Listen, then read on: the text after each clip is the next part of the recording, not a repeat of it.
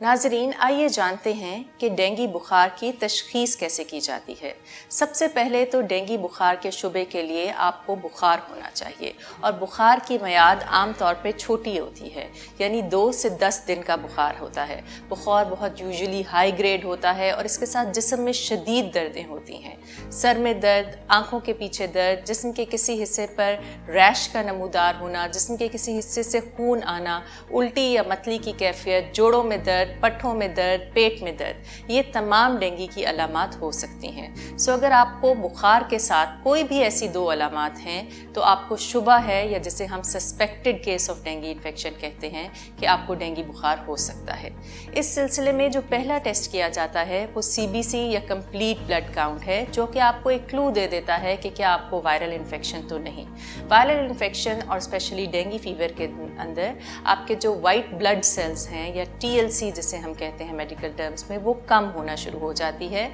और उसकी मियाद आमतौर पे 4000 से कम हो जाती है। इसके अलावा प्लेटलेट्स, जो खून के छोटे ज़रात जो खून को जमने में मदद देते हैं, ये भी इसमें गिर जाते हैं और इनकी तादाद तेज़ी से गिरना भी एक निशानदही होती है कि शायद ये वायरल हेमरेजिक फीवर जैसे कि डेंगू है हो सकता है। जब ये अलामात के साथ 2 चीज़ें आ रही हों कि वाइट सेल कम है या प्लेटलेट काउंट कम है, तो हमारा शुबहा थोड़ा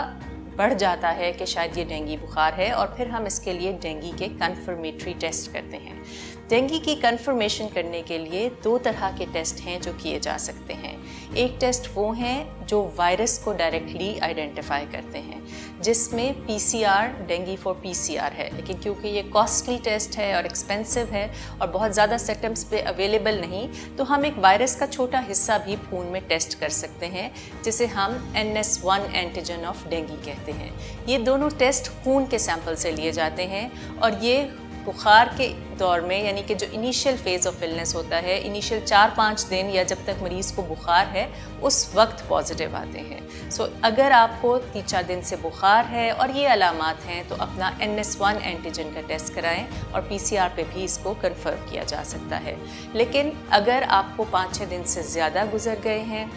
और बुखार सेटलिंग फेज़ में है, तो उस वक्त जिस्म में डेंगू के ख़िलाफ़, इस वायरस के ख़िलाफ़ एंटीबॉडीज़ प्रोड्यूस होना शुरू हो जाती हैं। इस सूरत में IgM डेंगू एंटीबॉडीज़ का टेस्ट हमें हेल्प करता है डायग्नोसिस में, और अगर अलामात के साथ डेंगू IgM एंटीबॉडी पॉजिटिव हो तो ये डेंगू इन्फेक्शन को शो करता है। IgG एंटीबॉडी आम तौर पर पास्ट इन्फेक्शन को शो करता है, लेकिन सेकेंडरी इन्फेक्शन में भी IgG एंटीबॉडी पॉजिटिव हो जाती है, जिसके लेवल्स बहुत हाई होते हैं। सो अगर आपको डेंगू बुखार का शुबा है तो देर मत कीजिए, करीबी हस्पताल या डॉक्टर को दिखाइए ताकि वो आपके बुखार के साथ जो टेस्ट रिक्वायर्ड हैं वो ऑर्डर करके आपकी तशख़ीस कर सके और आपको बेहतर इलाज फराहम किया जा सके।